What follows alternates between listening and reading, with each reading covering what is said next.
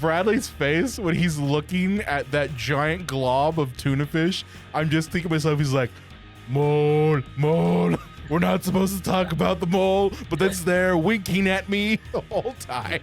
This guy is a complete dick. He's a nepo baby. He only has this job because his dad died, but she eats tuna fish in the office. So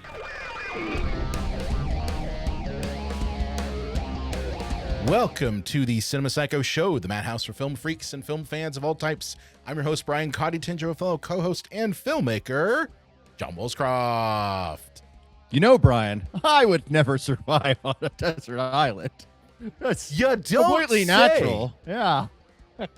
You don't say. It's not like we might have said this again.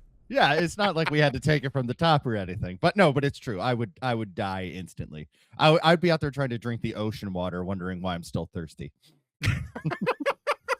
Yeah, I mean, that is a thing that, you know, watching a movie like Send Help does make you question, like, would you be the first one dead? And I'd honestly also probably be first or second one dead. You know, that's just me. But this week we are, of course, talking about the movie Send Help, and we've got a fan favorite and just an overall show favorite that is joining us again. Yeah. We sent for help because we needed someone to help us in this discussion of this film. It is one of our favorite guests to have on, personal friend. We got to talk to her a little bit beforehand, but we've got on with us our friend Anastasia Elfman back again to help us out. Hey, Anastasia, how's it going? Hi, great. Great. How are you guys doing? We are not on a desert island, so we're doing good. Doing pretty good. Although there wasn't really a desert island. It was like a tropical island, that sort of thing. And Rachel McAdams looks like she was eating better than I do. And I have a grocery store I can go to. But we'll get There's there. a lot of things when it comes to Rachel McAdams' character in this that I'm like, is this really like horrible for the guy who's there? Like it ends up being, but like you're on a desert island with Rachel McAdams. Could be worse things.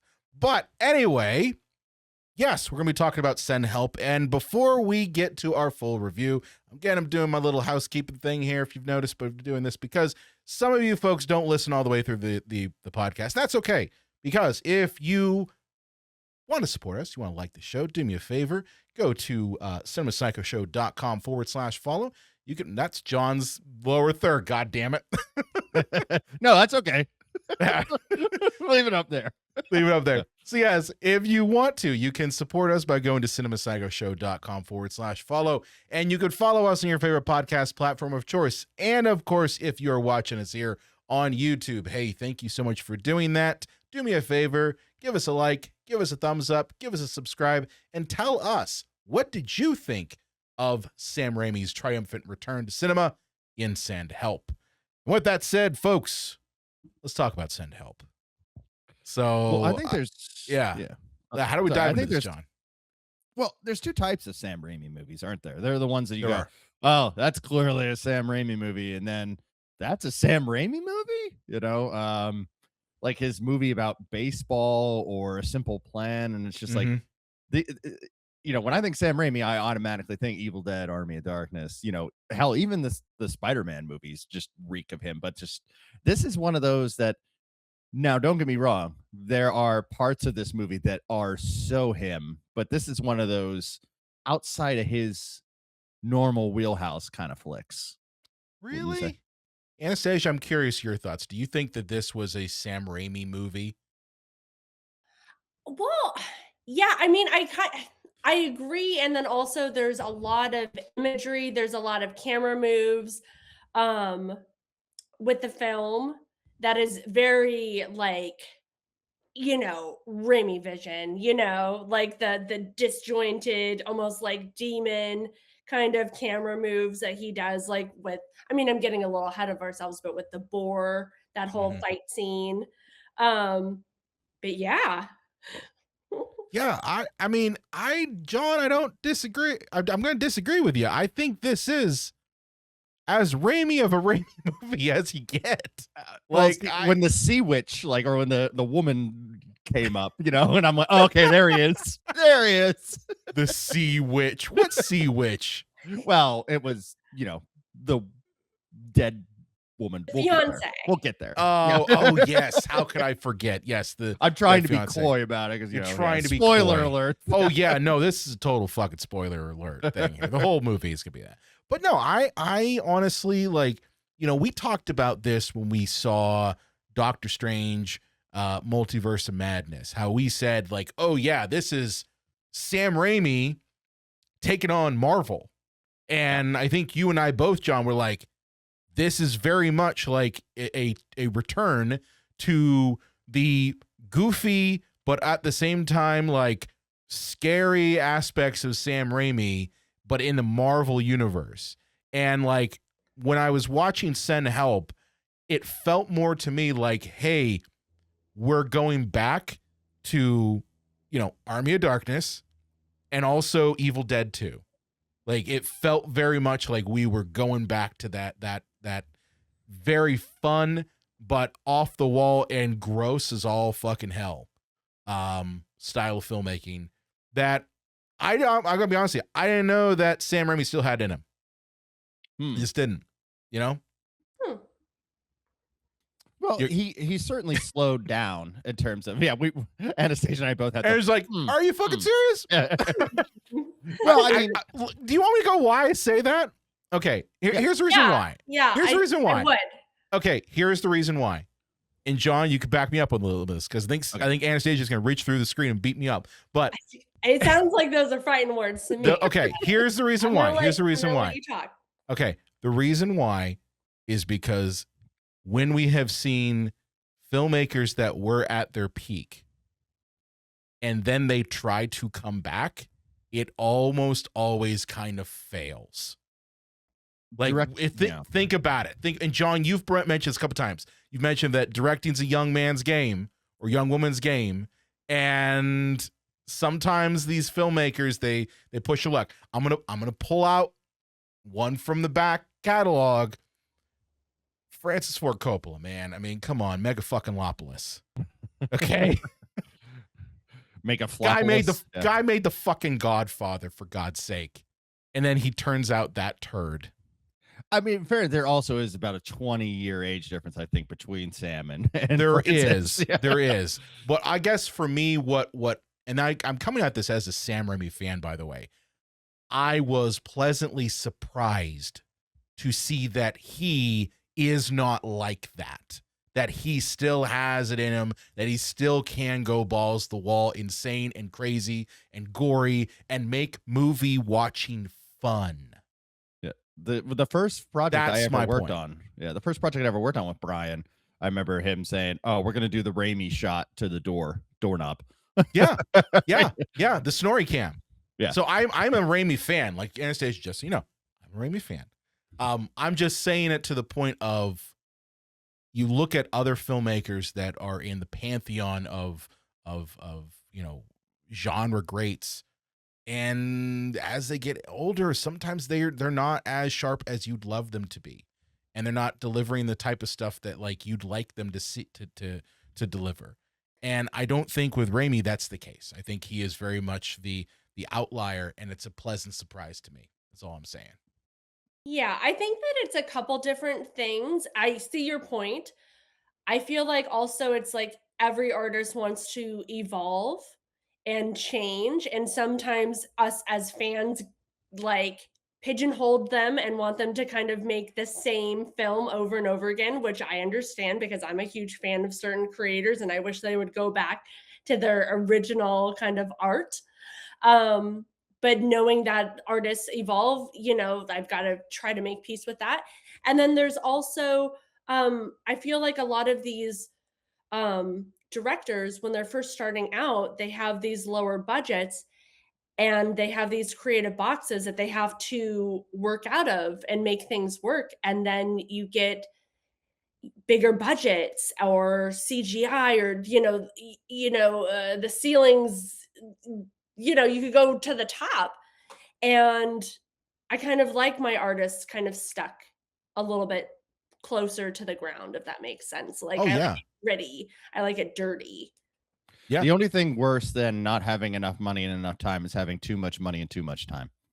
right? Bingo. Or not the right support, like a different, because film, it's such a collaborative medium. There's so many artists making one, like the director's vision happen. And sometimes when you have different, I notice sometimes my favorite directors have like a producing partner, and on some projects that maybe I didn't like so much, I find out that maybe they didn't have that same producing partner that was like Yeah. a key partner to making their art. So it's like it's so many things. But I mean, I hear you. I hear you. Okay.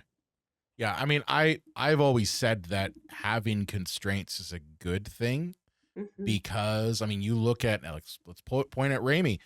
The Evil Dead is such a brilliant horror movie because they had no money.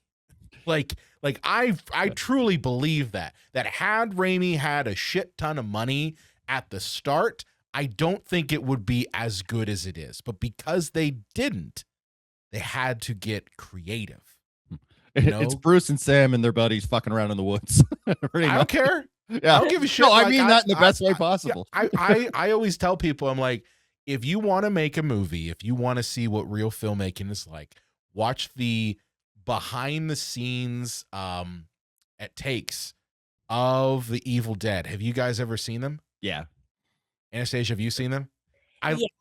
I love them because they show everything. They show every gag, every direction that Raimi is giving, and it's great. Like my favorite one is when he's got the hand, like he's got a fake hand that he's like moving in frame, and like he's like, okay, smash it now, get it. Like you can hear that. All just that honest directing, and like for me as a filmmaker and just a horror fan, like it warms my heart to see that, because I truly believe those constraints do, to your point, Anastasia, like they bring out the best art. They always do. And I almost wonder, like, are these filmmakers that are now bigger that they lose those constraints and they're just like, yeah, I'll go crazy.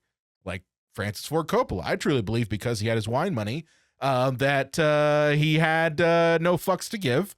And because there was no studio saying, hey, maybe we don't do everything that pops into your brain, that he just did whatever the fuck he wanted, which he did. And good for him that he pissed away half his wine money on this, 30-year-old movie. But I guess to get back to my point, Raimi still got it.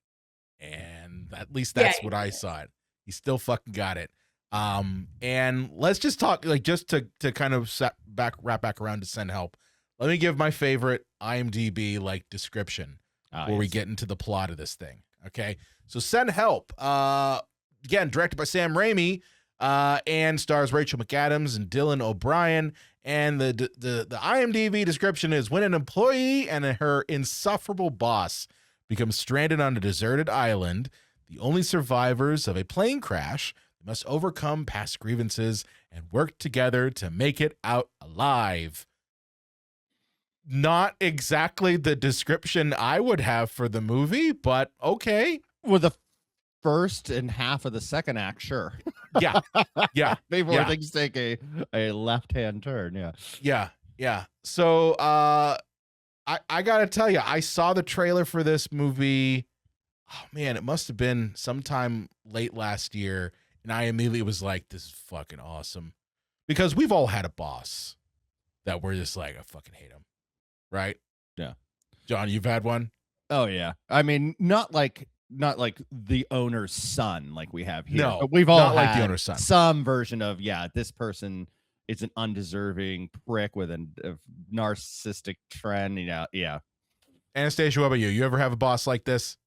Because I've never really worked a normal job and all of my jobs are creative, I'm going to say no, I have never had a terrible job or job in my life. I love everyone equally. You love all bosses, all managers. Never had a bad boss ever. Never.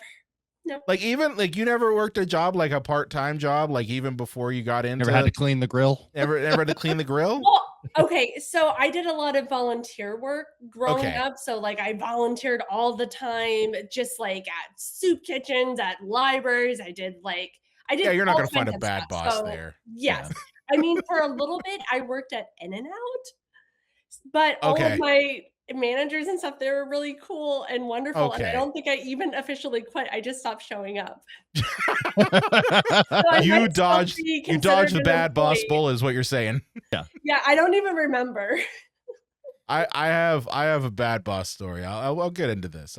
So I worked at Party City when I was in undergrad, and I had this one boss who he wasn't like terrible, but he just was like always grumpy and just kind of an asshole all around. And I remember one time, like I think I was like fucking filling up balloons or some shit like that, because that's what one of my jobs was, to fill up the balloons. But I remember like there was no one at the counter, and he just had to say like, "Hey," because I was in college at the time. He was like, "Hey, so how's school going that I'm paying for?" Yeah, like for audio only audience who can't see, like John and Anastasia just did a face of like, "What the fuck?" What Yeah, is he Tim McParty City? Like he doesn't own the fucking franchise. No, like, the whole no. company. It gets worse. So because he pays taxes and I was using student loans, like I don't know, everyone, he took it as, "Oh, I'm paying for your schooling through he means that way. Oh, yeah." okay. I thought he meant because means he was giving that you way. a paycheck. No, he doesn't mean he's Tim Party City. No, but he just was kind of a prick. Like that sort of thing. He was I'd say not the worst boss I ever had, but he was just pretty bad. Worst boss I ever had accused me of ruining her marriage. What? Okay. Yeah. Do I got to go to that story before I get to that? I mean, I don't want to give them more attention, but I'm not going to name who the person was, because I'm going to protect that. So at one time I worked at, it was between, I was in college. It was actually prior to me going to a 4-year college. I did community college for about 2 years, and I worked at a school district, and at that school district, I was a secretary for the assistant superintendent at the time. Again, I'm not going to name the school district. I'm not going to name who the person is. But she was the absolute worst boss I've ever had in a office setting. Not the worst boss ever, but the worst boss I've ever had in an office setting, because she could not, she had gone through 7 secretaries in 2 years. That's a red flag. That's a red flag. On top of that, she would give me things, but then not explain the things that I needed to do. And like, I'm like, well, how am I supposed to like accomplish the task if you don't explain to me what it is you need me to do? She's like, here's the files. I'm like, but what do you want me to do? Oh, you're good. You got this. I'm like, but I don't fucking know what you want me to do. And this went on for like 6 months. Somehow it lasted 6 months. But what happened was, in the last, like right before, like I said, I'm peacing out, I'm done.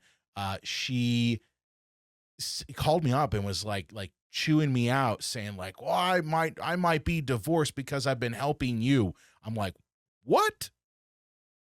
I'm like, you're going to put that shit on me?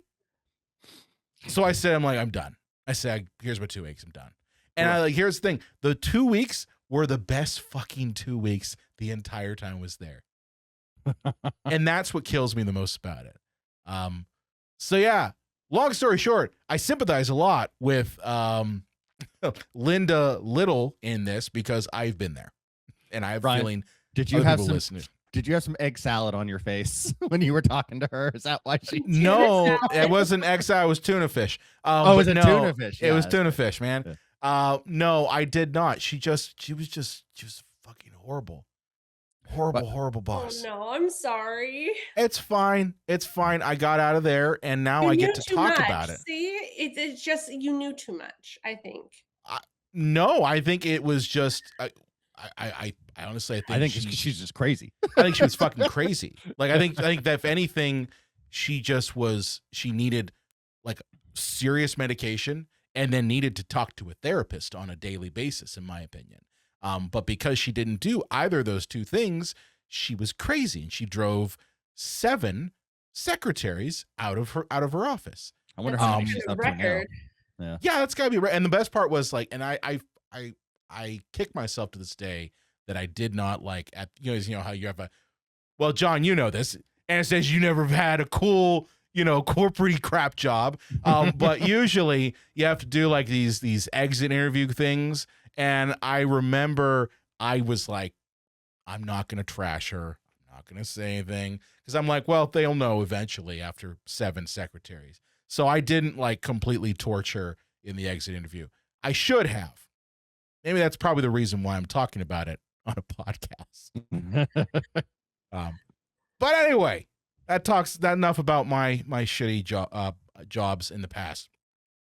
So this movie opens up with Rachel McAdams playing, I guess, ugly. Yeah, that's always fun in movies, She's a isn't little it? tired. Yeah, let's switch over and talk about Linda Liddle's shitty job. Yeah. Let's do that. Let's do that. Yeah. They're I like, feel we're just so not gonna bad put for as much her. makeup on her, and Well, put her yeah, in glasses. I it's such a Hollywood thing. They're just like, hey, we've got Rachel McAdams. How can we quote unquote ugly her up? Well, let's get her in frumpy clothes so we can see that she has like a really nice body. Like, we'll put Let's her in make her hair glasses. crazy. Have split tuna ends. fish on her face. I don't know, Anastasia, what did you think about like how the film like portrayed Rachel McAdams like as the frumpy version of her? Okay, so here's a connecting thought. So instead of, because I love all of my bosses and I've never had a bad boss in my life, my connection to this is more of on the woman side of, you know, like women having a shelf life, like there's like a stopwatch to when we are useful in the workplace. So that's an important thing that I kind of connected with, or kind of being pitted against other people. Yep. That's an interesting point that this film makes. All of that. What did I think about Rachel McAdams? I mean, total babe alert. She looked gorgeous and wonderful through the whole thing, but yeah, sure, she looked very frumpy. And well, no, like it's a thing that Hollywood does all the time. They go and they're like, oh well, let's go get a gorgeous woman and then we will make her quote unquote ugly. And by the way, Rachel McAdams is not at all that. Like, even at her most frumpiest, she's still really gorgeous. So I just found it hilarious that this movie does that, because they do this all the time. This is the what the hell was it? Movie from the 90s where they Jamie Briggs'd her. She's all that. Yeah. She Devil. Yeah. Oh well, there's She Devil, but yeah, she's all that also. But where they're just like, well, she's got glasses on her face. Look how ugly she is in a ponytail.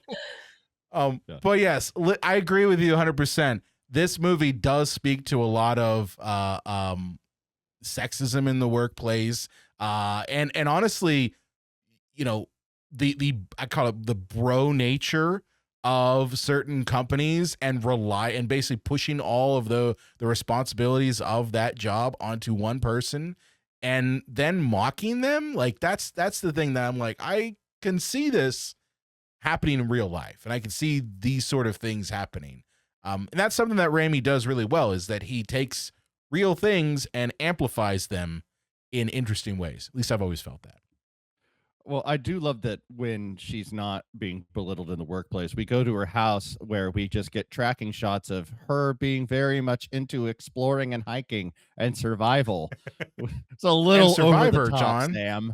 Will this come back later and help us? Who knows? I mean, it is Sam Raimi to do that, but it's just like, look at all the stuff in her apartment, because we want to show, not tell, that she could survive on an island.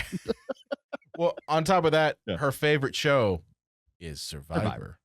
Yeah. Which I gotta tell you, I didn't know people were still watching Survivor.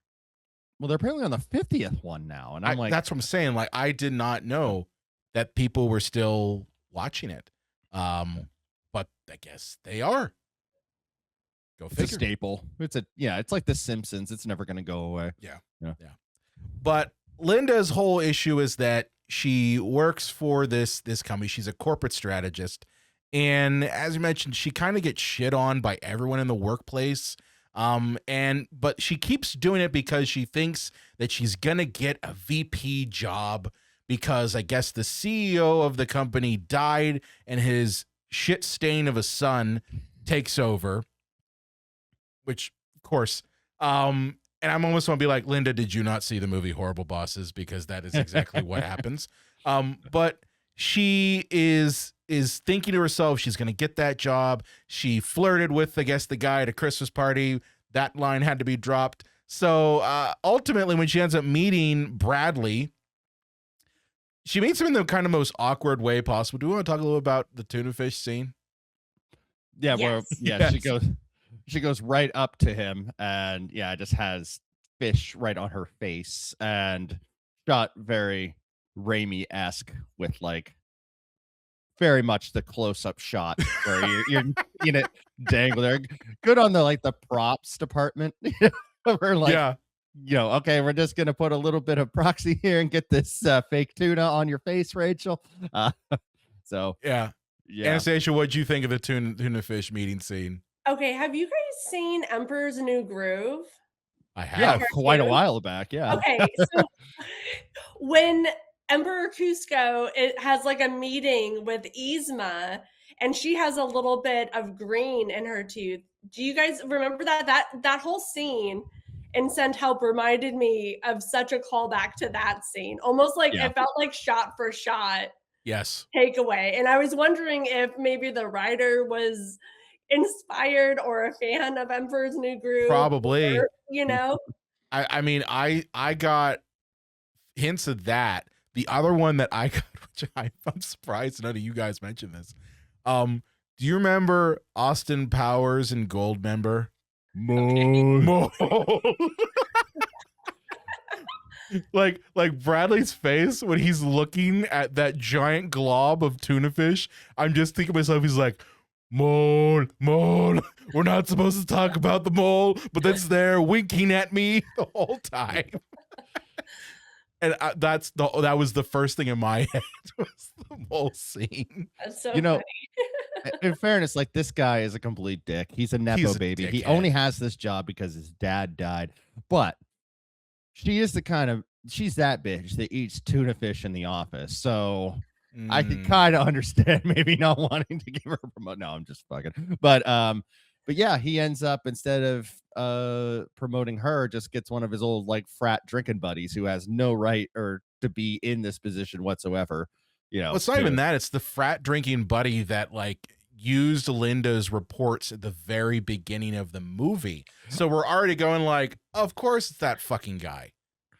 I thought that was also kind of like very 90s comedy thing. Like, she looks over and rip off the page with their name on it. Yeah.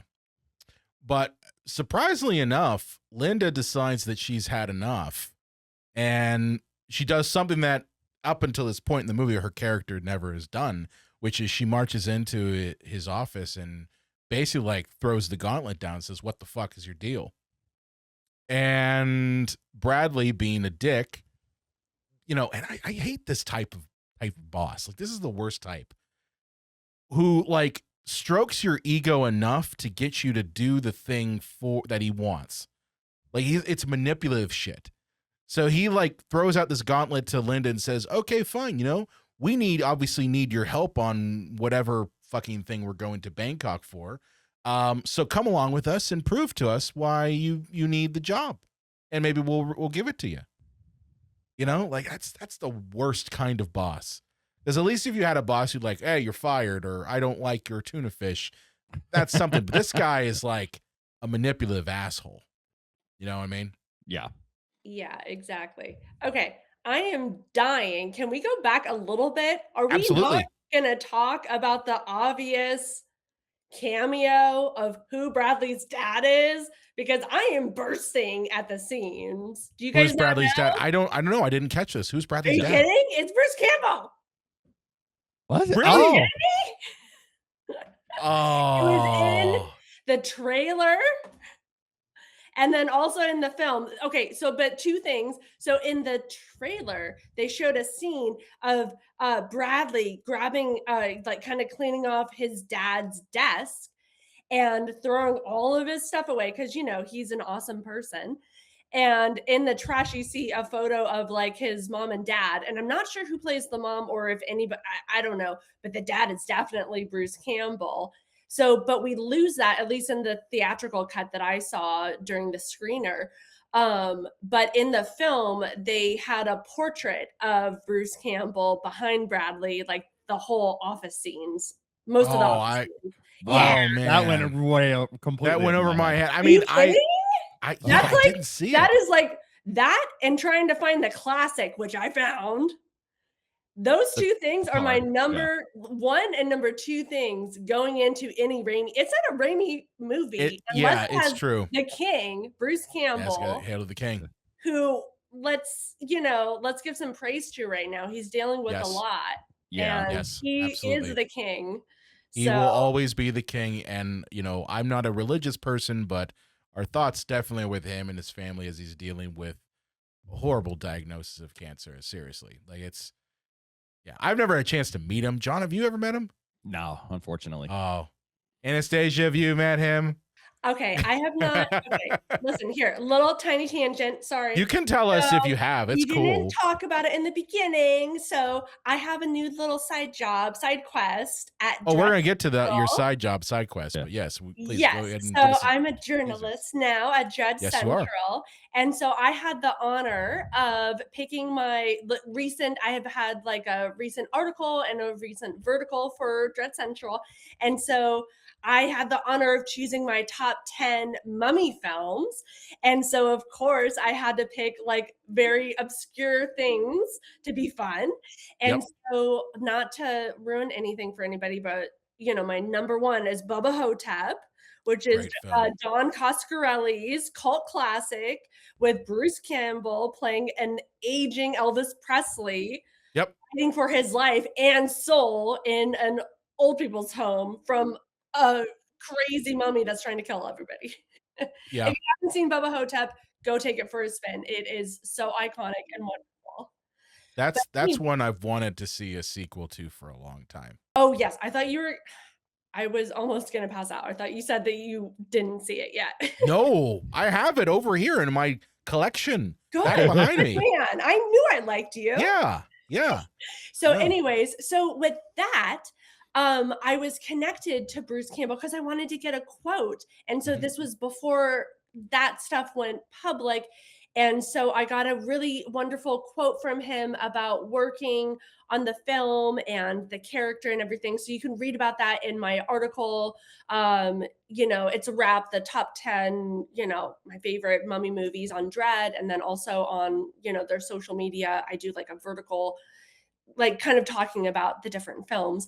But so I got to virtually meet him and I hope to meet him in person sometime. But a lot of my friends like know him, and my friend and constant collaborator, Michael, I call him Mike Callio, he's like really close friends with him. And so he connected us. So that's awesome. Yeah. So all the love towards Bruce and his family. And okay, I say this with all love. I'm not worried about Bruce, but I'm worried about that cancer because I've seen him fight a whole army of deadites and bones and come out on top. So that's right. I mean, and on top of that, like he's continued. Like I was completely surprised and pleasantly surprised when he decided he was going to do the Evil Dead series, and keep going that. And I was like, yeah, that was pretty killer. I liked it. I loved it. That. I actually want to revisit that just because I've been in this whole Raimi kick because of like revisiting and doing the different articles and deep dives. And, I've been trying to like get you guys to cover more Raimi films like Darkman and Crime That's on Wave my list and stuff and Evil Dead, Army of Darkness. Yeah. We'll cover more of those. We briefly hit on Army of Darkness when we did the Evil Dead pantheon, I guess you would say. But yeah, we haven't done a deep dive of it. No. But yeah. But getting back to Send Help, Linda gets on the plane and we get a really like this is like the lowest point for Linda's character, in my opinion, because she's on this plane and she is just like she's still trying to impress these assholes, even though, like, I don't know about you guys, but like I was screaming at the screen like, why are you fucking doing their work for them? Why are you doing this shit? These guys aren't going to give you shit. And she's busting her ass for them in the plane, so excited that she found a loophole to whatever the hell type of business bullshit that they're going to Bangkok for. And in front of her, like not even like in another room, anywhere, it's just within earshot, she's seeing these bros watch her Survivor tape. Audition like her audition tape. And I don't know what I was just like, oh, really? These guys are jerks. No, it's so cruel. It's cruel. Because she just wants to be part of the team, right? That's it. And she's not, I mean, she's already been fucked over probably for years, it seems like. And, you know, I guess Bradley has pressure from somebody at the job telling him that she's the one doing all the work, so let's have her on this trip. And so he's like, okay, like, whatever. She can do all the work while we just like party. Yeah. Right? Yeah. And so I know, how mean and cruel. Oh, but this is where it becomes a Raimi movie for me. Oh, you know, yes. as I mentioned. Oh, you yeah. know, like what I feel like we get glimpses of it. That's when the roof flies off the fucking plane. It's one of the most violent depictions of a airplane disaster, but it's fucking funny as all hell.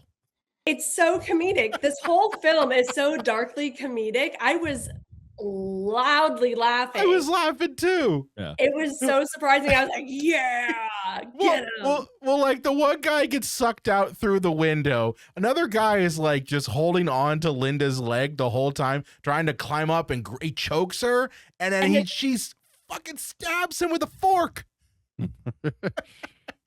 And then the best part is he flies out of the airplane and his like tie stuck on to the airplane, so we're seeing him dangling on the outside of the wing. And I'm just like, oh my god, this is classic Sam Raimi. That's why I said, I'm like, this man has got it still. He's still banging them out. But yeah, the plane crashes. Linda and Bradley survive, and they're washed up on a supposedly deserted island. I say supposedly because, spoilers, it's might not be later in the movie.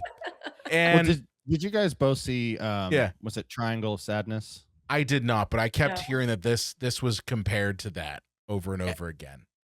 In that movie, and again, spoilers, because I'm going to compare it to this movie, is they find out that it's like it's a ship full of, you know, rich people that cannot take care of themselves, have no connection to the real world, and a handful of them get deserted on an island, and then like the lowest level of boat staff are actually the ones that are able to like fish and hunt and do all the stuff, and like the power dynamics change because these rich people realize that like they're dependent on the people that used to be their subservience in order to survive.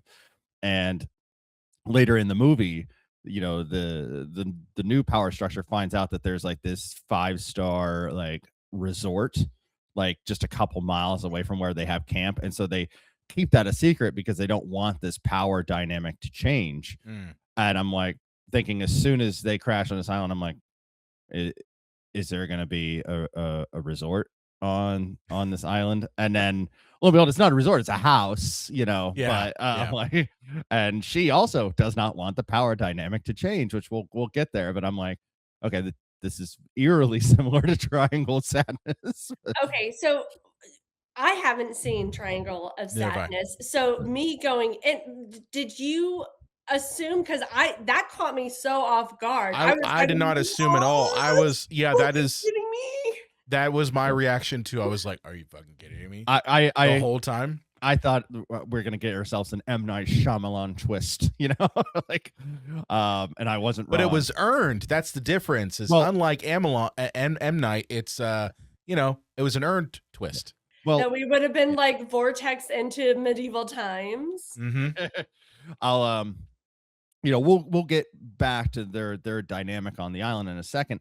But one thing I have a problem with this movie is that she sees the ship and goes like, and then like ship workers unloading stuff on into this house, Mhm. probably like Evian water and Crystal champagne, and she's like thinking about asking for help. She goes, not yet. I don't think we need that scene. I think that if he had found the house at the end and then she reveals all this stuff, like, the fact that we, the audience, know that she knows kind of takes away, I think, from like the twist later on. Well, I mean, we don't know. I mean, we don't get that explanation until the almost nearly the end. I just meant the fact that they're not the only people here. Well, I mean, the person isn't staying at the house, but like, Yeah. but they could have gone into a house at any time with indoor plumbing and food and just waited. Right. For help. I mean, what I mean is like obviously that explanation isn't there until nearly towards the end. Like it's right at the climax of the film. So, I mean, that's what I felt. Didn't we get like a glimpse of seeing almost like it seemed like a tour going through, and It we was a rescue event? boat. It was a rescue boat. Yes. It was We saw- something like that because I Yeah. know that we had like it's been a little bit, but I think and we have like 3 different boats. It was like maybe it seemed like a tour boat, and Yep. we as the audience didn't see the end result. And then we had the fiancé, Yep. the Zuri. helper, and then we had the realization that there's this mega mansion Yep. with all of these amenities, right? And so Yeah. so you're saying that you wish that it waited until the end where like she was chasing him around before we saw it, or you just didn't like those lines? A little both, actually. To me, it would have been like a Planet of the Apes if like Dr. Zaius was looking at the Statue of Liberty and going, hope Taylor never finds this. It would have ruined the ending, Yeah, I get that. I understand that. I think it also could be something funny where it's like maybe the people come to the McMansion at the end of it after all of the things that happen at the end, which I haven't got to yet, occur. Right? That holy shit shock moment. Either way, I do want to get back to kind of the dynamics between the two, because they're now on the island, and this is the moment where like Linda puts all of her survivalness to the test, and she very quickly is able to build a entire life very easily on the island, and Bradley suffers. One, he's physically injured, so he has to rely on Linda to survive. And I don't know about you, I love the fact that there is so much conflict in Bradley just giving up control to someone that he has looked down upon the entire time.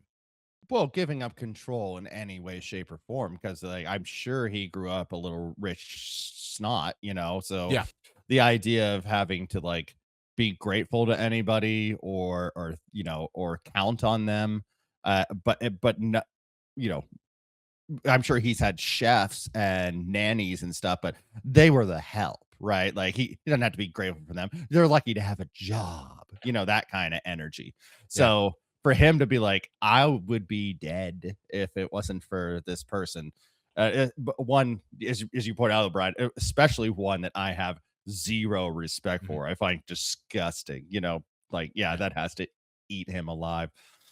Anastasia, what about you? What did you think about like Bradley having to just like give up that little bit of control? I mean, I ate it right up. I loved every moment of it. I was like, yes, finally make him suffer. And to go back just for a second, on the note that you were saying about you didn't like that last line, I kind of like the line because she's kind of teaching, it's all about her teaching him a lesson, right? Yeah. And so she's kind of talking like, he hasn't learned his lesson yet. He's not a good man yet, and she wants to fix him. It's kind of almost like a woman's, or, like you want to fix somebody. I don't know. Yeah. See, I don't know if it's entirely that. I think that because neither of them or the villain or the hero in this, which I think is interesting. I disagree.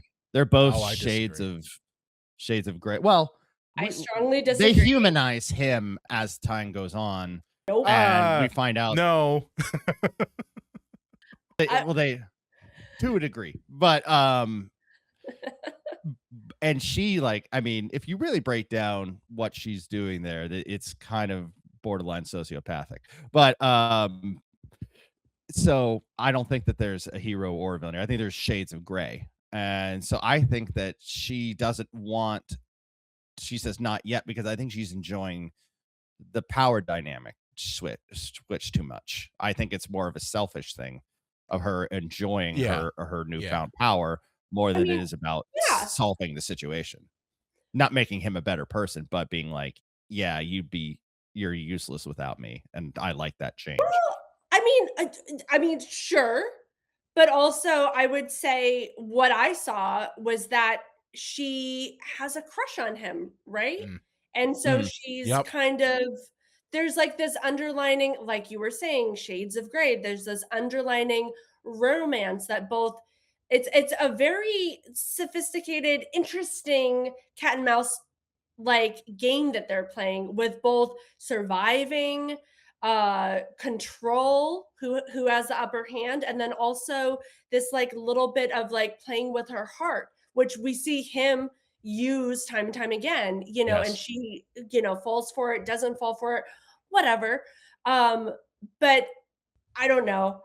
I was totally rooting for her the whole time. I've met people like him. I've worked with people like him. Not to say that he was like that type of person was my boss, but I don't like it when people get, like, I don't know. I have very big, like big sister energy. What's fair is fair, She kills two people, guys.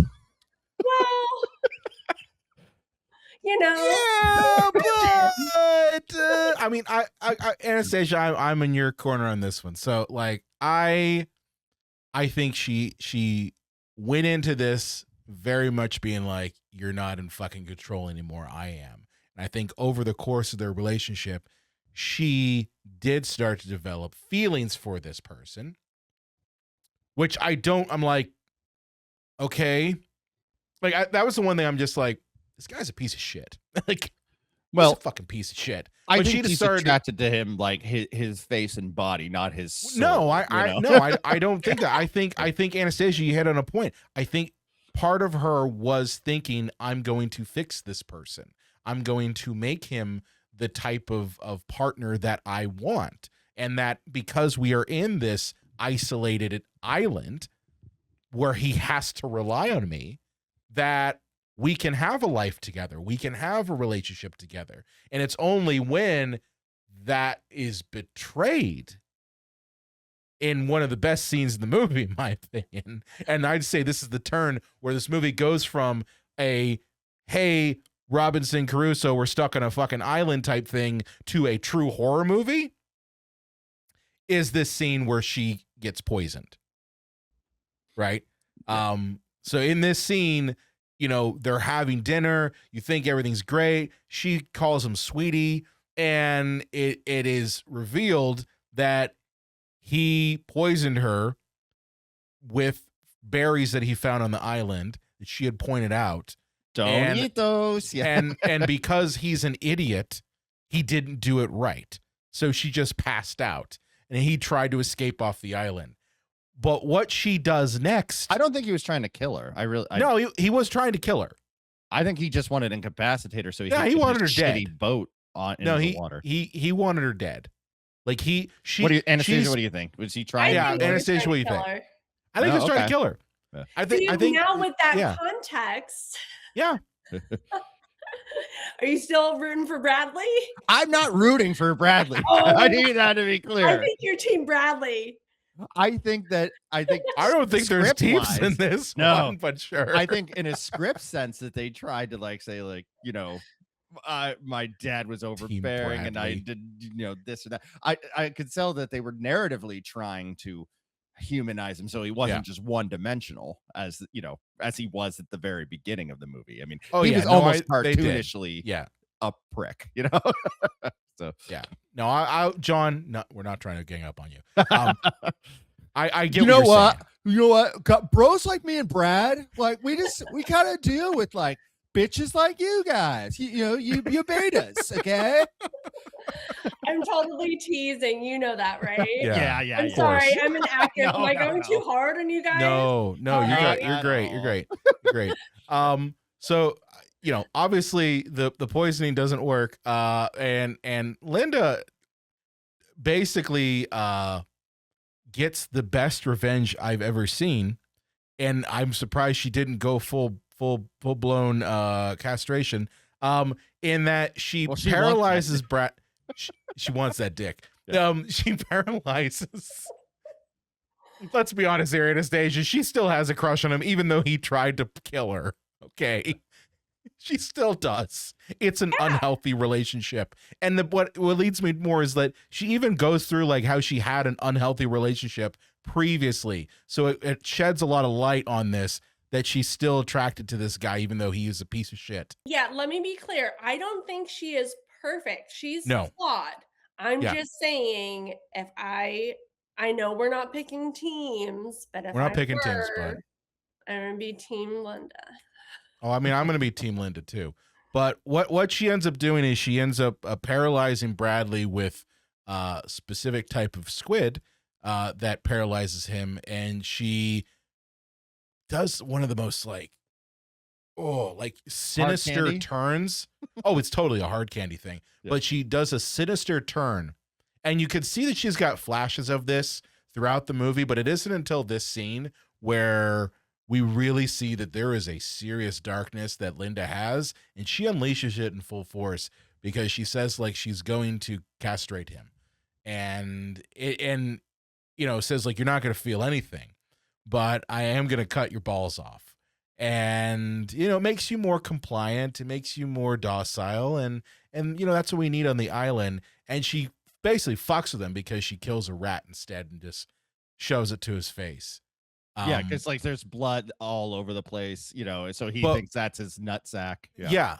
But what gets me is the last line she says after this, where she says, next time it won't be a rat. Like next time it's going to be you. And it's in such a sinister way that I'm just like, yeah, that son of a bitch tried to kill you. So I get it.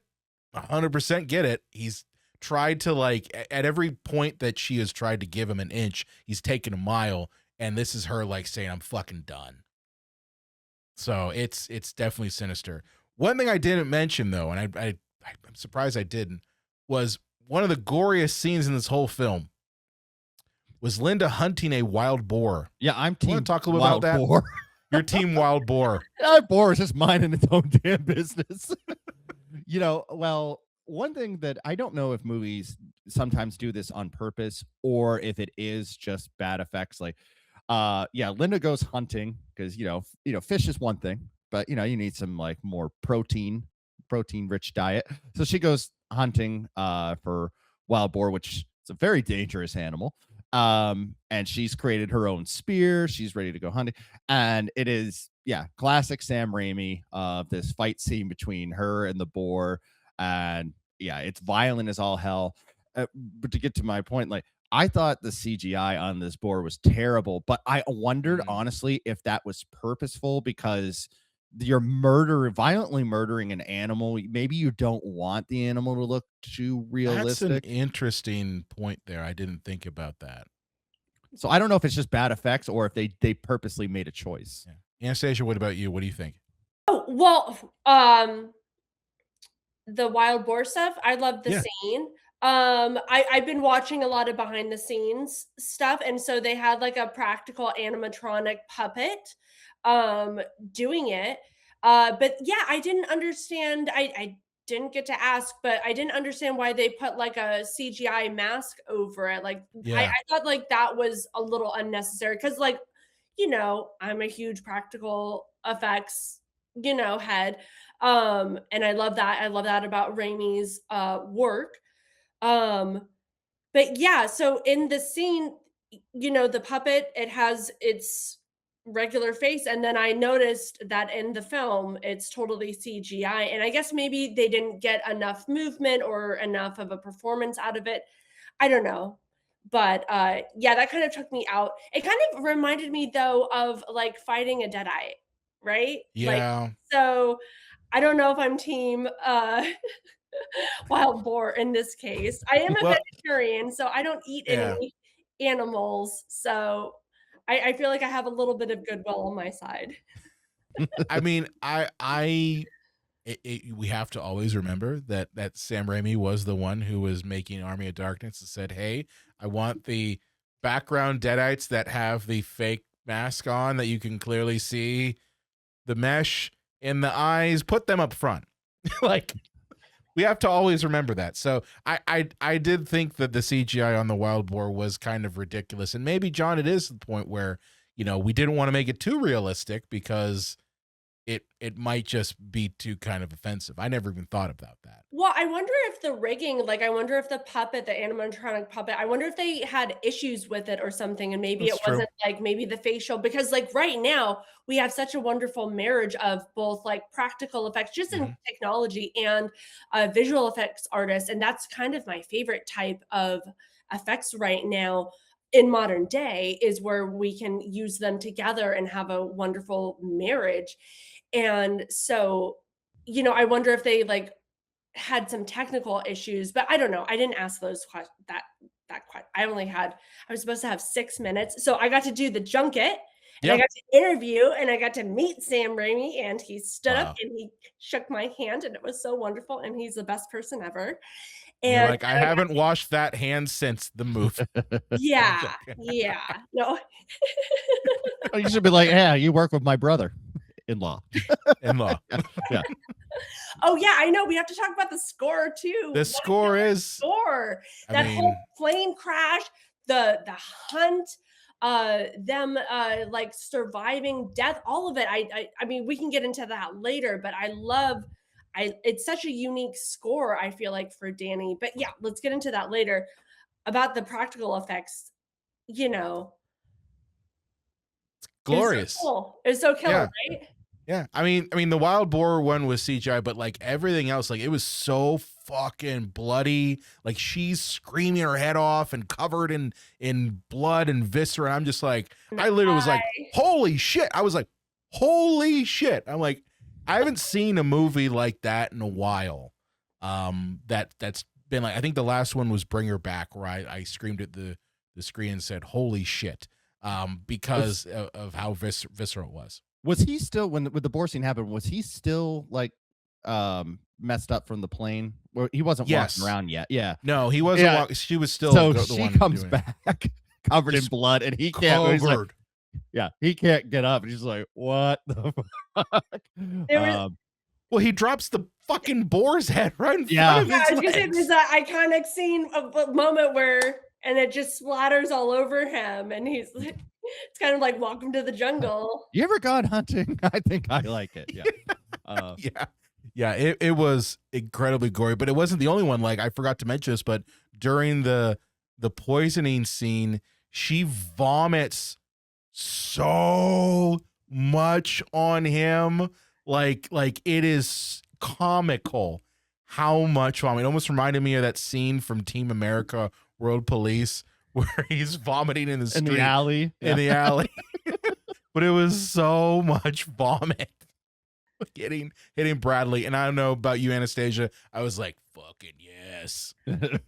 Oh man, throughout this whole film, I felt so bad because I watched this in the screening room, and so I was with a bunch of like other journalists, and I was just screaming out loud, like, yeah, this is what I'm talking, like I was just having so much fun. It's such a ride, right? The whole film. Yeah, it's absolutely right. Um, So I mentioned about how she takes a turn, and this is the moment where it kind of gets more like a horror movie, because up to then it really isn't a horror movie. At least I didn't feel it was like a horror movie. But after the whole fake castration scene, Bradley's fiancée Zuri, who were mentioned briefly, she shows up on the island because she has not given up hope. And this is where, as myself and Anastasia are Team Linda, we have to resign ourselves with the fact that this is a moment where Linda, she kind of goes crazy. She murders 2 people. She murders 2 people. She does. Because she's threatened by everything. Like, she sees full well that Zuri being on the island and this helper that she has, who's a local, threatens this whole life that she has built, that is independent, where she's not taken advantage of, where she's not put down. And I think it's a moment of weakness in her part, where she's like, I do not want to go back to that, so I'm going to kill those people and make sure that no one that we don't go back to that. Okay, can I make a little note on Yes. her character? At least she feels bad about. She does killing feel these bad. people. I Yes. don't think Bradley felt bad about his attempted murder. Oh no, he doesn't feel bad. No, she has like, that's what I'm saying. Like, it's She was she's a very conscious. she's a very complex character. And John, you mentioned earlier in the episode that there are shades of gray with her character, and I 100% agree with that. But like, you can't sit back and go like, yeah, it was good she killed that innocent woman and the helper that she hired. But like, the whole time that she's saying like, oh, you get to go back to your job and your bird and your apartment. And I'm thinking to myself, I'm like, Linda doesn't want to go back to that shit. Maybe the bird. Maybe the bird. She seemed to like Definitely the bird. the bird.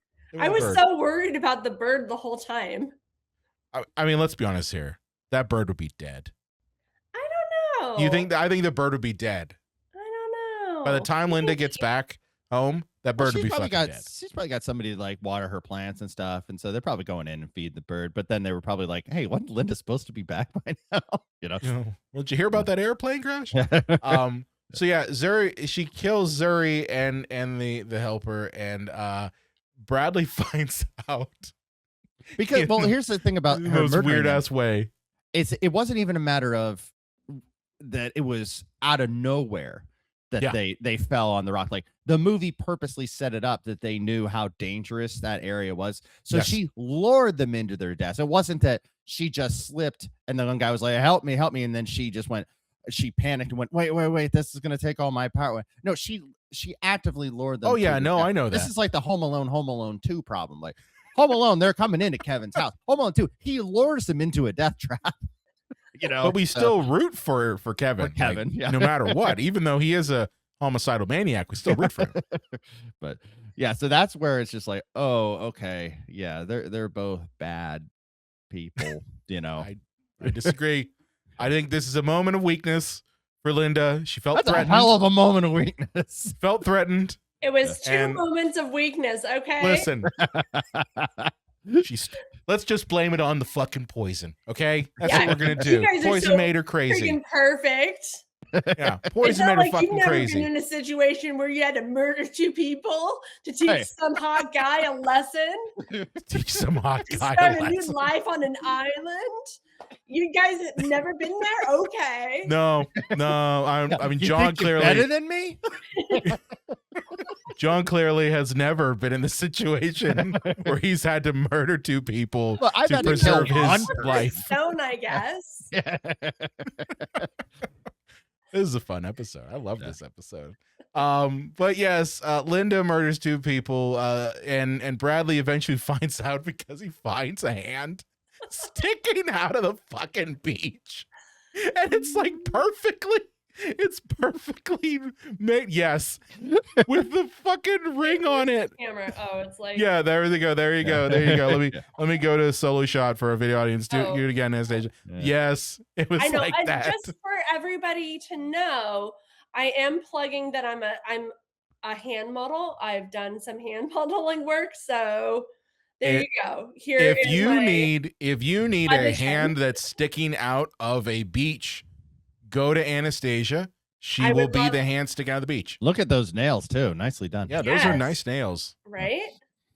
I mean, you have to be on brand. Those are some Very like spooky. some like Elvira Vampira level nails you got going on there. Yes, thank you. Thanks for noticing. There you go. You guys are so good. We are good. We are good. But yes, the hand sticking out of the beach, and it kind of reveals that, hey, yeah, Linda murdered Zuri. And this leads to him finding out, yes, that there is a beach house that is brand spanking new on the other side of the island, because he tries to chase Linda through the island, tries to stab her, gouges out her fucking eye, like like pushes the eyeball in. Like, yeah, she gets to keep it. she gets to keep it. Which I thought to myself, I'm like, you didn't want to make Rachel McAdams have a eye socket. Yeah, you didn't want to do that. We didn't want to go that way. I'm like, okay, Sam Raimi, I see it. Rachel McAdams was like, all right, you can do this scene, but I don't want my character to not have an eyeball.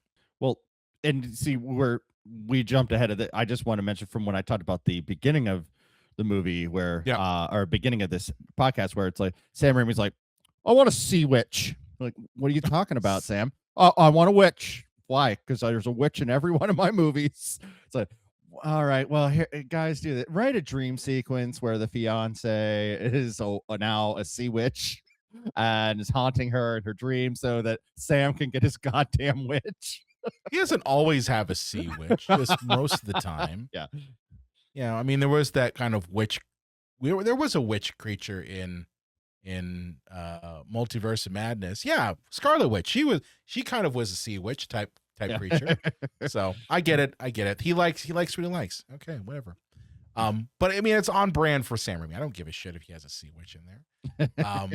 But yes, chase through the island. Linda, at every turn you think she's gonna get killed by Bradley, because you do worry about that.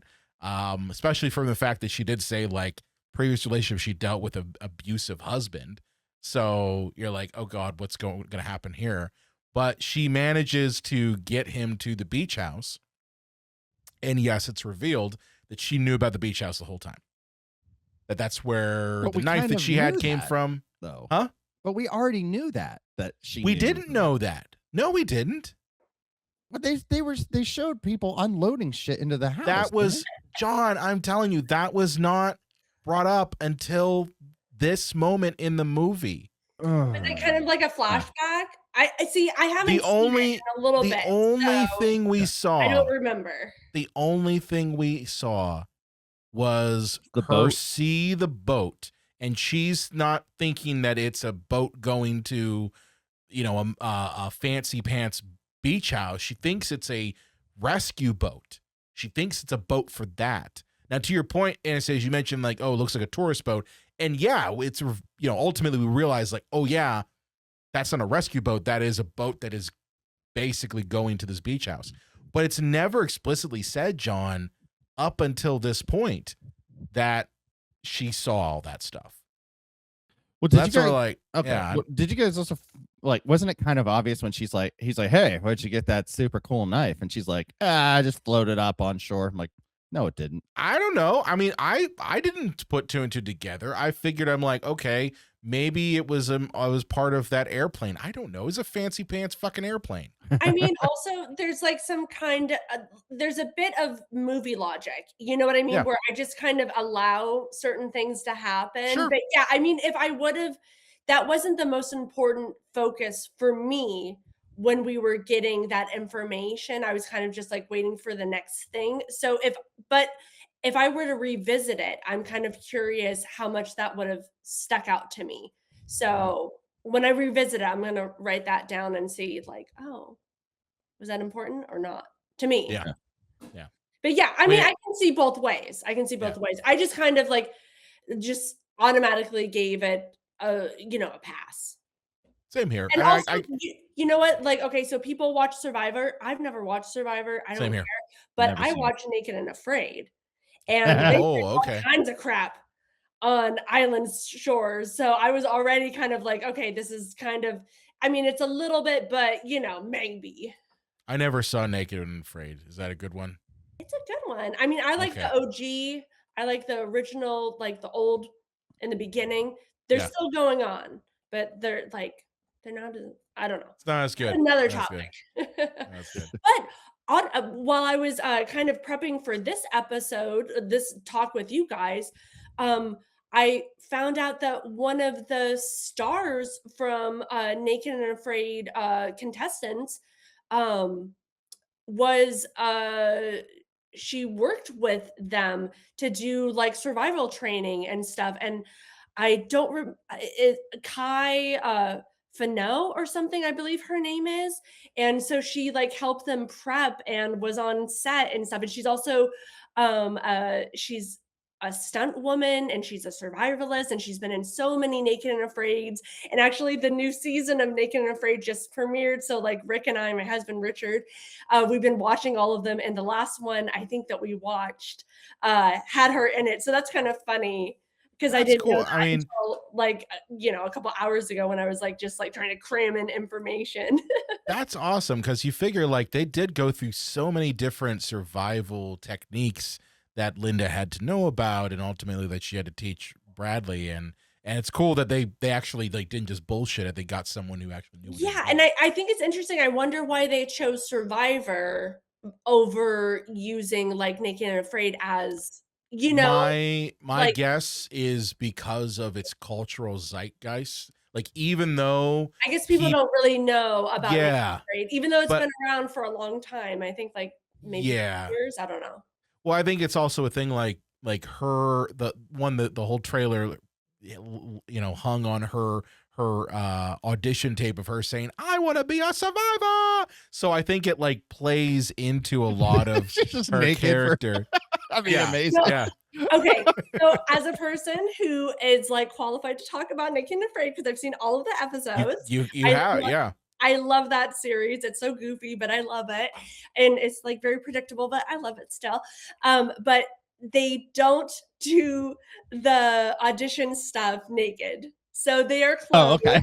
That's And nice I of like them. the original episodes because they used to include like their like kind of behind the scenes stuff, like their audition tapes, getting to know their family, kind of like getting to know them outside of the Naked and Afraid contest. And so now they don't really do that. And so if any producers are watching, come talk to me and I'll tell you how to make it a little bit better. Like do the Anastasia old will school get stuff. your show back on track. That's right. She will. She'll do it. So at the beach house, Bradley is basically begging for his life because Linda comes out with a fucking shotgun and reveals everything that we've known, that ultimately she knew about the beach house, but she wanted to basically like keep her life that she had built on the island. And Bradley, again, in his last gasp of trying to manipulate her, which again, I'm going like, he's the worst kind of asshole because he totally takes advantage of the feelings that Linda has, right?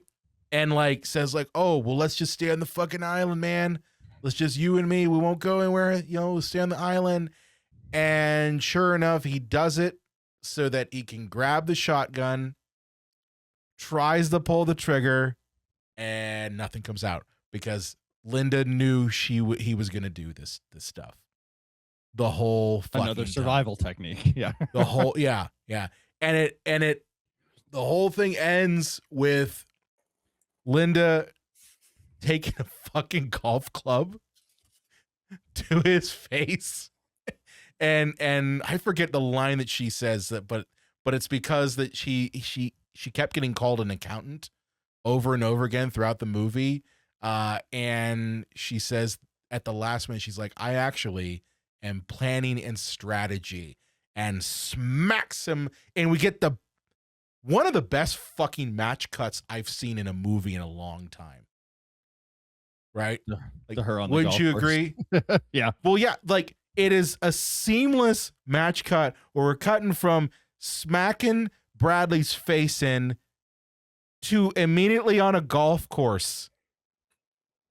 And it's seamless. Like I almost was like, whoa, that was really good editing. Like really. And I mean, it's classic Raimi. Like that's match cutting is what he does too. But how did she get away with this? We don't need to know. Okay. We don't need to know. Don't need to know. Movie magic. He bludgeoned himself in the skull with a golf club. We don't need to know. I mean, it's this woman is a survivalist at her core. I guarantee you she was able to find a way to make the scene look like he never made it, right? Like I guarantee you. She's into strategy, right? She's into strategy and planning. Mm-hmm. So and he did all of that all over the place. Yeah. So and clearly there's something unhinged with her to the point where she's able to take that strategy and planning in a very weird way. But she ends up taking this experience, making a book that I think is getting turned into like a movie or TV show or whatever. Of course it is. Yeah, and is now no longer frumpy. She's now gorgeous, basically Rachel McAdams from the start. But yeah, she is, driving away with her bird that survived the whole like 2 months. Definitely not dead. Yeah. Definitely not dead. But then they break the fourth wall. She looks like is she telling us she's gonna kill us? Probably. It's not a bad way to go. Could be. No. Yeah. I mean, I don't have a problem with fourth wall breaking when it makes sense. And like you got to go into this going like I'm expecting Sam Raimi to Sam Raimi, and he does. Like yeah, that's a classic Sam Raimi move. I mean, just like Darkman comes into mind. Yes. So 100%. Yeah. 100%. So that's how the movie ends. And I gotta tell you, I was blown the fuck away from it. So much so that it was very difficult to try to find a negative review for this one. So do you guys want to go into some reviews? Let's do it. Let's do it. Okay, so for those, Anastasia, you've sat in on our review things when we've gone into some reviews before. Yeah.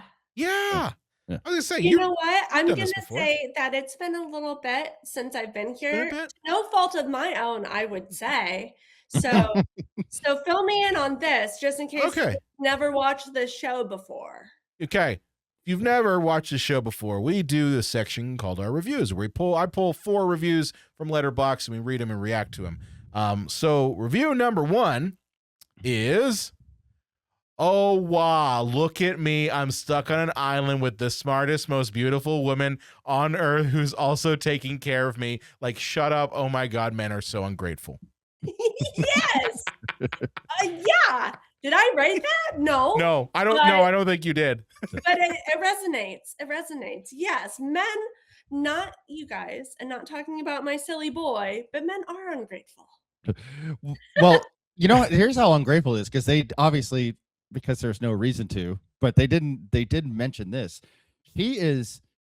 When he was real messed up, she had to like turn him and like while he pooped and then wipe his butt and then leaf up all his turds and throw them in the ocean. She had to do that at least 2 times a day. So she is just cleaning. They never mentioned that part. You know what? It's hard being a lady. Also, she had to whip him out too, right? So he could piss in the sand next to him. Probably. He's lying next to puddles upon puddles of his own urine. Yeah. So. But he had to try to poison her. He had to try to poison her and escape from the island and be a dick. Well, that's immediately what I thought about. I don't know if I'm just a pervert or if I'm logical, but when he's like he can't get up or move, or both. But I'm like, how is he gonna piss and shit? Those are logistic things that you're right. He probably did ask her, "Hey, can you wipe my ass for me with palm?" I feel like in a you tip me over and pull the turds out my butt. It's not as free flowing as one would think.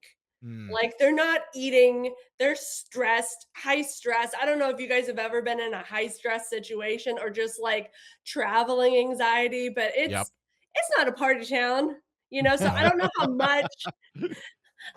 how much she had to deal with that. But yes, I'm glad that we're using some of this episode to clearly go over really crucial plot. Of course.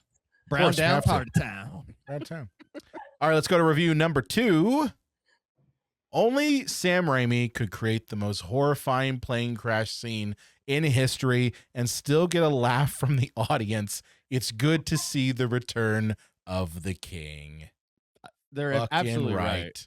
In the movie theater I was in, especially when the guy was dangling by his tie, like people were laughing their ass off. You know, It's so absurd. It's horrible. Like, it's actually a horrifying scene, but I'm laughing too. I'm like, yes, stab that son of a bitch in his hand. Yeah. I don't want him surviving. Like, you know, that maybe sounds horrible, but I'm like, the guy was a piece of shit, you know? He was literally trying to ask, demanding her to give up her spot, not help Yes. me, save me. It was Give me let your me seat. take your seat, which is like how, like, I don't know, like maybe because I'm blonde, and he was also blonde, but I don't know how the math is mathing there. I don't know if either one of them would have survived that. But Oh, they wouldn't have. I mean, they would he's both be dead. panicking. He's an He's panicking. asshole and he's panicking. Yeah. Yeah. All right, let's go to review number 3. Someone help Rachel McAdams save my life and nurse me back to health. And now I'm trapped on an island and she won't let me leave because she wants to live a little island life together. My steak is too juicy. My lobster's too buttery. what? I get guess it. that's it's like, life is so horrible. You're on a deserted island with Rachel McAdams, who just wants to live an island life with you. Yeah. Oh, there's a kitty. For our video audience. For our video or audience, there non-video is now a audience, kitty. There's now a kitty cat. Yeah. Oh, There's a it's kitty my cat. kitty girl. Have you guys met her yet? No, Oh, we have She's not. so grumpy. She hates the spotlight. She looks like she's like, Selena. oh, I got a cat, Kyle Selena.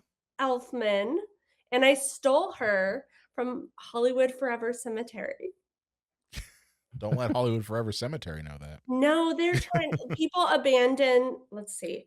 People abandon a lot of animals there, and so Really? yeah. So adopt, don't shop. Go steal a kitty from a cemetery. There you go. For our folks in Los Angeles, if you want to get a cat, just go to Hollywood Forever Cemetery. There'll be 1 or 2 or 5 there. So, Look how pretty. Okay, go on. I'm sorry. no, Or that's Bonnie. good. Gorgeous Good. though. She's my little That's good. baby. Oh, she's cute. Okay. All right, let's go to review number 4, our final one of the episode here.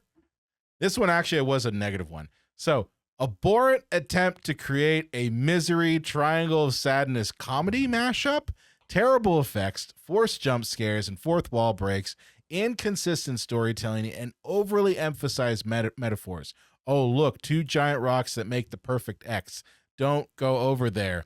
Could have been a decent film with a few tweaks and some better writing, but sadly it falls very, very short. If you're high off your ass and have nothing better to do, give it a go. Otherwise, your time could be better spent doing literally anything else. Ouch. This person sounds like they just don't really like Raimi. They just don't like Raimi, because everything that person described is classic Raimi. Okay, I don't like that you gave this person a platform. I know. I gotta be. I think we should only be supportive to Raimi, because you know what? We are lucky to get a Raimi film. Damn right. How long has it been? Tell me. It's been like 16 years, right? Since we had Journey to Hell. Well, we're talking about like the non-Marvel. No, he directed. Oh yeah. No. You're right. Multiverse. But that doesn't You're totally right. That doesn't count. It's a Marvel bullshit. Yeah. No, but it was actually, I was surprised by how much horror he got to pack in there. Yeah. That's what I was saying. Yeah. So I actually liked it, and obviously I'm biased. Same here. The score's great. Yeah. But no, I put this one in here because she one, there are always going to be people who just don't fucking get it. And that's what I viewed it as, is this guy or girl or whoever just didn't fucking get it and didn't understand that a movie that Sam Raimi does is going to have things. So like, I saw the giant X stone. I'm like, oh yeah, that is classic Raimi. That's a classic thing that we're going to see. It's because he comes from a slapstick type of comedy. He comes from that era. So I got it. I got the fourth wall breaks. And I got honestly a lot more deeper things out of it than I think, this person got out of it. And I mean, that's fine. They clearly had never seen Dark Man or Army of Darkness or Evil Dead 1 or 2. Or the inanimate objects in the house were laughing at him, and inanimate objects can't laugh. That's just silly.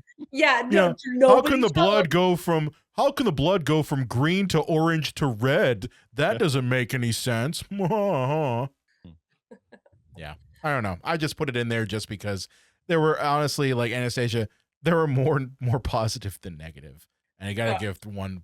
Gotta get one negative in there. Yeah. But I did want to mention one thing, because you brought this up and we didn't get a chance to talk about it yet. The fucking score in this is awesome. And you kind of have a little insight on the person who makes that score. I do. Yeah. He might be my brother-in-law. Might be your brother-in-law. He might be. Did you get a chance to ever ask him, like, just, his process for making this score for this film? No, should I have? I was just curious. Like, just if in talking about or even just in general, like how he approaches making a score to a film. Okay, so here's the little deal. So I know I seem like I'm this crazy wild person, but I'm actually very shy. Mm-hmm. And he doesn't, like when we're together at family things, it's kind of like, like, I don't know. I don't want to be the fangirl just talking about movie stuff, so I kind of have to pretend like I'm not his biggest fan besides Bridget, or that I know everything that he's done, or that I've already listened to the score like a million times. You know what I mean? Like, I've got to you got to let your crazy out in little bits. And I've been in this family for like 15 years, and I'm not really at the point yet where I want to let the whole thing go. I got to be a little bit more mysterious. So once in a while, like, I was very lucky that he let me interview him for Dread Central. I did a whole piece on him for Dracula, A Love Tale, and I got to talk about his process. So if you want to learn more about that, go see the in-depth interview. And honestly, that's only like a portion of the interview. They had me cut it down so much. I have so many other things, and I recorded it. So it's like, it's fun. And I want to release the parts that are unreleased someday. But as a fan, I love the synth that I heard. I love the, like, all of the drums. I love the harps. It's a really unusual score. And I thought it's so cinematic. And I felt like during like the moments like the plane crash, I felt like I was on a roller coaster ride. I was like holding on to my seat, and I was like screaming in a nice, like, delicate way in the theater, not to disturb anybody, hopefully. But I just had so much fun. And now that the score is released, I'm loving it so much. Yeah. I mean, not to go on and on. No. I mean, that's great. I mean, I every time Danny Elfman gets behind the musician's chair, it's always a delight. I'll be the first to say this. I was not a fan of Dracula Love Tale, but the one highlight that I personally did get out of it was Elfman's score. Like, that was for me, like, the one good thing out of a movie I really didn't care for. And I did a full episode on that. Actually, Anastasia, like, it was the only solo episode that we've done on this podcast. So it was all me. But like, that was the one highlight, was that Danny Elfman, when he goes into a film, he has a way of adding kookiness in a way that fits totally with the vibe of the filmmaker. And you get that vibe here. So yeah, I love the score. I thought it was great. John, what about you? Oh, I mean, yeah, Score was good. I would be completely different from you. I would, like, if he was my brother, I'd be like, remember the Batman march? Remember Beetlejuice? Can you tell me again how you did the Batman march again? Can you tell me how that? Just please. Man. I do subtle things, and I tried. I'd be and humming it just his doesn't songs work in out. front of So him. I would rather just be perceived as some quiet, aloof person than to be like hated during like family No one's gatherings get. because I she don't he would know hate anyone. you. I You know don't. what I mean? Anastasia, no one could possibly hate you at all. It's Oh not my God. possible. Thank It's you. not possible. You are No, like one of the kindest actually, people. I've gotten some like hate messages, and I'm always like wanting to Ooh. like Fuck them. Probably incels. people, Yeah. Yeah. but that's okay. I don't give platform to hatred. So unless it's me You're a having strong nicer. opinions You're on a nicer things. person than me because I'd tell them to go fuck off. You're one of the kindest people I know. Oh my God. I mean, you're guys are telling so us about sweet. getting Thank you. cats from Hollywood Forever Cinematarium. Come on. But I did want to just talk a little bit as we're closing out this episode on you and what you're doing now, because you've got a lot going on, right? Like you mentioned Dread Central. Spill How the did you tea, girl? how'd you get involved with Dread Central? I was approached to do well. Actually, you know what? I don't know how much I should give away. I wanted to Okay. highlight some stuff that Danny was doing because I know that it's funny to me. I think of Danny as like this horror icon, right? But I feel like he like people don't see him as that because they see all of the other films. I watch a lot of his genre-based movies, and so that's the way that I see him. And so I feel like the general public don't always see him in that tone. And so I wanted to talk to him about like his history with horror and his influences and things like that and give him that platform. And Dread Central was really interested, and then they started offering for me to do other things, and it just seemed like the perfect pairing for me because I love talking about horror. I love new horror, but I especially love um classic horror and niche horror and forgotten horror, as you guys know. Yep. That's So awesome. so yeah, so that's just been going, and I love everybody that I'm working with. I have terrific bosses who let me talk about my favorite Mummy movies or the wildest the craziest Raimi moments, all kinds of goofy things. So not any Oh, boss that God. you would want to murder on a desert island. That's what you're saying. No, it would actually be the opposite. It would be great to be stranded with them because I know that they, can take a punch and just keep on going because these people work so hard to keep horror alive on Yeah. that site, and to support artists. And so they're kind of like-minded as well, like me. And so I think we would be a perfect team on Awesome. being stranded on a desert island. That's awesome. And then you also have some movie things coming up, right? You want to talk a little bit about the movie things you got going on? Yes. So I am starring in a new horror film that's filming next month in April called Executioners 3, if I can say it. And I'm playing Evil Marcona, who is like the big boss of the Hollywood studios, and she's a demon. And so I'm so excited to do that role.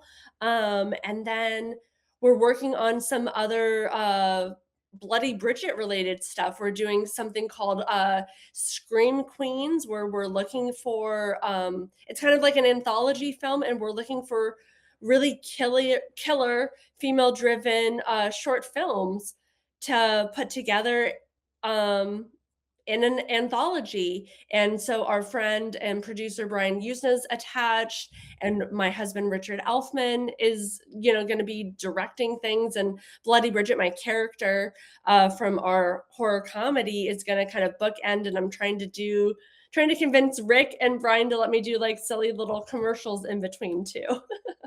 I mean, if Rick and Brian were watching this episode, they should totally do it because as a horror fan, I would love to see that. Yeah. So there you go. Perfect. I don't know what my weight is. I don't know what my weight is in that, but I'm just You got telling any you. cheddar Like, in this town, Brian? I don't got any cheddar in this town. I got nothing.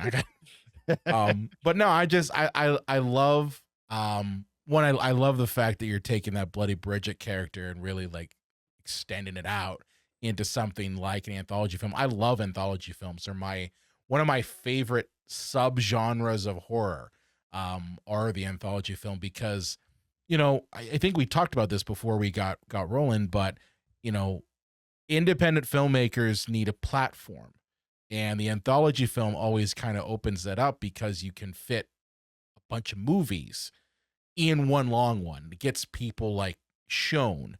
Whereas if you put it out on YouTube, that's great. But I don't know about you, but YouTube doesn't really like reward the indie filmmaker ever, it seems. Exactly. Yeah, we were talking about this, how, we probably all been judges on like film festivals, and you get exposed to all of these wonderful films. And I've had the honor of doing my friend Heidi, her film festival, Etheria, and there's been so many wonderful short films, and I just think that this is a wonderful project to support these indie filmmakers. And like what you were saying, a lot of times these short films, they have their little festival run and then they're like just forgotten. And maybe if they're lucky, they're on YouTube. But I would like to, breathe some new life into them and make them a part of the Bloody Bridget universe. And talking about Bloody Bridget, I mean, I see like a whole like Bloody Bridget goes to Vegas, Bloody Bridget goes to Mars. Like I want to do everything. I think she's such an iconic character. I'm very biased. I know. But the response that we've gotten from this crazy vampire demon from audiences, like we've won 25 festivals, we've gone all over the world, from Canada to Brazil, everywhere in between. I've had so many people come up to me and saying how much they identify with her and how much they love her and they want to dress up like her. So like, yeah, let's do this. Let's do it. I think you need an action figure. Yes. You need a Bloody Bridget action figure. Oh my God. It's going to be so naughty. Yes. And then she just rips out action. Just like a boy walking down the street, and then she goes and she like her arm goes and then rips out his just heart. rip out action. Well, so it won't be available in like Toys R Us, but Spencer's maybe. Spencer's pretty much. I mean, that's Hot Topic Spencer's, although Hot Topic nowadays. We can do NECA. Yeah, NECA is good for that sort of thing. Oh yeah, thanks. We said where you could get them at. Where you could get them at. There's no Toys R Us anymore. Well, isn't it coming back? I keep on. Macy's has it. Is it fake news? I thought we were getting Toys R Us back. Is that just like not happening? They're in Macy's, so I don't know. Like such a weird thing. Who the fuck goes to Macy's to get toys? Yeah. Well, apparently some people do. Somebody does, I guess. Somebody does. Well, final thoughts just on Send Help before we call it a day today. This is a fun movie, but Anastasia, you're our guest. Just give us your final thoughts on this film. Well, I loved it. The only thing is that I wish that there was more like supernatural elements, because I love where we go, and I wish that it was more of that. But I understand that it wasn't really that project, but I kind of wish that it was more of a supernatural tale, kind of along the lines of like an Evil Dead or something like that, more elements like that. But while doing the deep dive research, I kind of read that Raimi is also interested in doing like a new Batman or a Superman. What? And that he's interested in I think every Raimi fan knows that he's trying to get a Darkman 2 going. And I would just say, like, you mean 4? You mean 4, right? Well, maybe like from I think because there's 2 and 3 already out there. So it would be the 4th. Did he direct those though? I forget. No, that was like. So maybe that's where I'm getting this. That's probably where it is. Okay. A true sequel. A true, real sequel. Yeah. Yeah, but so I think that would be great. I think we need that. And I think Definitely. the I love success that Darkman. Send Help has gotten is kind of like I hope it makes studio heads reevaluate how they introduce films. And it's like if they leave them in the theater long enough, they're gonna, make money, not just like having them out for the first and second weekend and then making it available on streaming. You know what I mean? Yeah. Yeah. So I think having this old school, I mean, this is like how, the entertainment business was made. It's like having these principles and doing them like this. I mean, don't get me started. But anyways, I want a new Darkman. And Me it too. sounds like maybe he doesn't want to direct it, which is kind of sad because I would prefer him to direct it. But if he's looking for another person to direct, I would say I would recommend my husband, Richard Elfman, because he is very wacky and zany. And if not, I'll direct it. If you There need you a go. female director, I'm here. I've got a There you lot go. of opinions and I love Darkman. Yeah. If you're directing, bring me as a grip. Yeah. I also love Yes. Darkman. It's one of my favorite Raimi movies, and just it's up there with like my favorite like in that era of the early 90s where they were trying to like do Batman. Every studio was trying to do a Batman movie. Darkman kind of fit that vibe in a way that was more adultish than I think anyone ever expected, but did it in a like goofy way. Like just check It's the so fucking elephant. wacky. It's so Take the wacky fucking and elephant scene just is awesome. But yeah, that's great to hear that he wants to do Darkman. John, your thoughts on Send Help?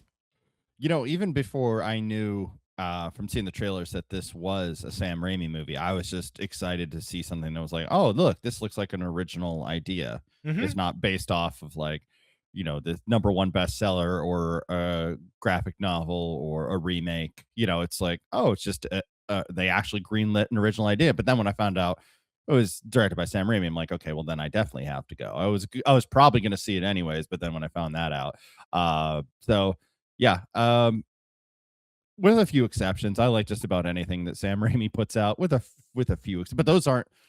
I think those are director for hire movies that I'm talking about. We all know those Sam Raimi movies. No, not his classics, but ones where it's like, why do they have you directing this when you could be doing something so much better? Yeah.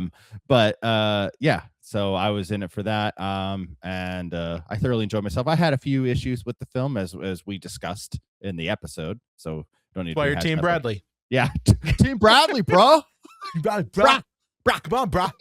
And what about that laugh? Wasn't that hilarious? That was so yeah. Oh, I forgot about the fucking laugh. The laugh. Oh my god, how evil. Just based on that laugh alone, I know everything I need to know about him. It's like that Tucker Carlson when he like actually that and he's like, like that old rich laugh, that old rich money laugh. They probably someone heard his just grandmother took do. your Yeah. balls and just squished them as you're laughing. That is pretty much that laugh. My thoughts, honestly, I think the biggest problem with this movie is that it was released in January. That is my biggest thing. And it's Anastasia, you brought up an issue about how studios sometimes miss the mark on films. And honestly, this is a movie that should not have been released in the sleeper months of January. This is a movie that probably should have been released around prime time, in my opinion, because this is a total summer film. yeah, right? yeah. But like with most things, the studios, in my opinion, don't quite get the horror audience.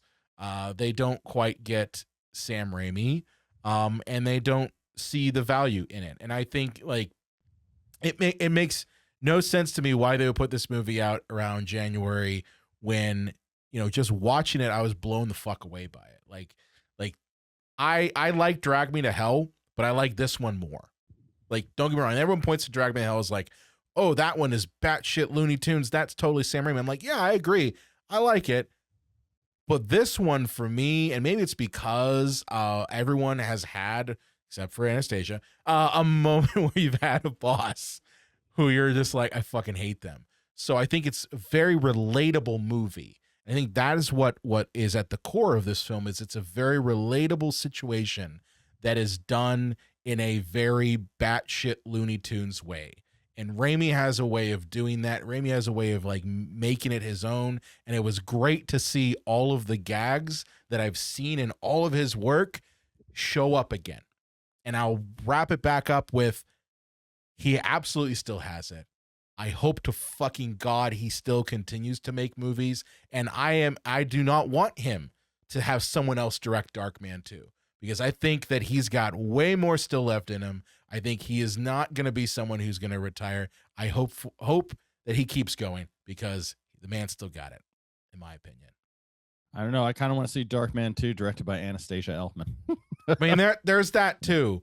I mean, I would absolutely see Darkman 2 directed by Anastasia Elfman or Richard Elfman for that matter. Yeah, I mean, don't threaten us with a fun time. I like Modern Vampires from the 90s, and I know your husband directed that one. He sure did. Yeah, I like that one. Yeah, I like that one a lot. But I would love to see a Darkman 2 directed by you guys. I would. But it just to kind of put this movie on a bow, great fun time. Should not have been released in January. Should have been released in primetime because it's a very fun film. Very fun film. Right, like July 4th. I feel like that weekend would have been killer. Mm-hmm. But it also it did great, right? It was like #1 in the box office. It was. It Right. did do well. Not to say, I mean, a January release, that's a tough one, right? Because everybody's getting back. Yeah, I mean that's why I It's hard to say. get away. Well, I mean, January and February are usually the release months when they're just like, we don't know what the fuck to do with you. Like that's what it is. Is they're like, we can't put you in here because you're going to compete with tentpole movies, and we can't put you in the back end because that's prestige films. So we're going to put you in this weirdo month between January and March. See, that's where the vision is cut because this is a tentpole movie. I you know think what I mean? yeah. And there is such a strong hunger for horror related anything all year long. I don't just want to watch horror during, October and November, whatever. I want to watch a new horror film every week if I could. Yeah. I would go to the cinema every week if I could. If there was new horror films coming out. And that's where like the small mindedness of like business people making choices that have no context of who their audience is. And don't get me started, but like to wrap up what you said about not knowing the audiences and stuff. I know the audience. If they want somebody who can help them, I could totally help them release these horror films and in the right areas. This is totally a summer. I mean, the whole thing's on a desert island. Like I want to have a Mai Tai watching it, or like a pina colada just watching this film at like Alamo Draft House or something. I think it would be a cool thing to do a themed screening of this film. Yeah. You imagine that? Fun. Like make it wild boar meat. No, well, I was just gonna say like island theme, like have that whole deal. Actually, my husband like cooks wild boar. Oh, really? Yeah, he grills. He doesn't go hunt it in a deserted island, does he? No, not that I know of. He does go to the store for long periods of time, so maybe. Maybe. He's like, hey, by the way, I went to Hollywood Forever Cemetery trying to find you another cat. I found wild boar meat though. Yeah. Drop the head. Someone just left it. It's fucking right next to Marilyn Monroe's tombstone. They just left it right there. But awesome. Well, Anastasia, where can people find you at on the internet? Okay, well, it's hard. It's Anastasia Elfman on Instagram, Facebook, YouTube, Anastasia.com. I just joined Twitch actually today with my daughter Audrey's help. So I guess I'm going to be twitching. Is that what the kids say? I don't even know. Maybe. I don't know. I don't do Anastasia _ Elfman on Twitch because she wants me to play video games. I am not a video game Same here. baby. So I don't know what I'm doing. So come and laugh at me, I guess. But follow me first, okay? There you go. Awesome. John, where can they find you at on the internet? Facebook, Instagram, YouTube. There you go. Just made it easy. Yeah. What about J Dub's Video Nasties? Oh God, yeah, video. There's coming that soon. too. Yeah. Jay Does Video Nest has got a video coming up soon on American Beauty. I tried. It gets a little heavy, but I made sure to just slide in quite a few jokes, and a lot of allegedlys have to come about Kevin Spacey. Allegedly, I expect nothing less. I'll just have it flashing at the bottom of the screen. Allegedly. Allegedly. Yeah. So I don't get sued. That's important. We don't want you to get sued. Of course, if you have loved this episode, please do me a favor and share it. Share it with your friends. Share it with your fans. Share it with your favorite Deadite / Sam Raimi fan. Okay, you know you've got a couple. Share this episode with them. And of course, if you really want to help us out, you can go to cinemapsychoshow.com/follow, and you can follow us on your favorite podcast app of choice. Just go there, click the buttons, and boom, you're following us so you never miss an episode. And of course, if you are watching us here on YouTube, hey, thank you so much for doing that. Do me a favor, hit the like button, hit the little thumbs up, hit the little bell, subscribe to us, and let us know down in the comments. Did you see Send Help? Do you think it is Sam Raimi's return to the world of horror cinema? Because I sure as hell do. Without that, we'll see you next time. Darkman Legacy. Live, Darkman, live. And Anastasia Elfman joined. Yes. Yes.